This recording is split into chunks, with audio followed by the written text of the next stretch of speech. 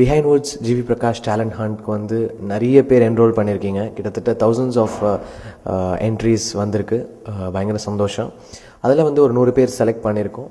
இன்னும் ஒரு 3 types of elimination இருக்குது. ஸோ டிலே ஆனதுக்கு காரணம் என்னென்னா, ப்ராப்பராக ஒரு என்ட்ரியும் தேர்வு செஞ்சு நாங்கள் பெஸ்ட்டை வந்து செலக்ட் பண்ணுறோம். முதல்ல வந்து ஒருத்தரை செலக்ட் பண்ணலாம் அப்படின்னு டிசைட் பண்ணியிருந்தோம். இப்போ வந்து வந்த என்ட்ரிஸ் அவ்வளோ இருக்கிறத பார்த்து வி டிசைடட், சரி அட்லீஸ்ட் ஒரு 3 பேருக்காவது வாய்ப்பு கொடுக்கலாம். ஏன்னா 1000 என்ட்ரிஸில் வந்து செலக்ட் பண்ணி வெறும் ஒருத்தருக்கு கொடுக்கறத விட அட்லீஸ்ட் ஒரு 2-3 பேருக்கு தொடர்ந்து, அதாவது ஒரே படத்தில் இல்லைனாலும் அடுத்தடுத்த படங்களில் வாய்ப்பு கொடுக்கலாம் அப்படின்னு டிசைட் பண்ணியிருக்கோம் நானும் பிஹைண்ட் வுட்ஸும். ஸோ கண்டிப்பாக ஒரு 3 பேர் செலக்ட் ஆவீங்க.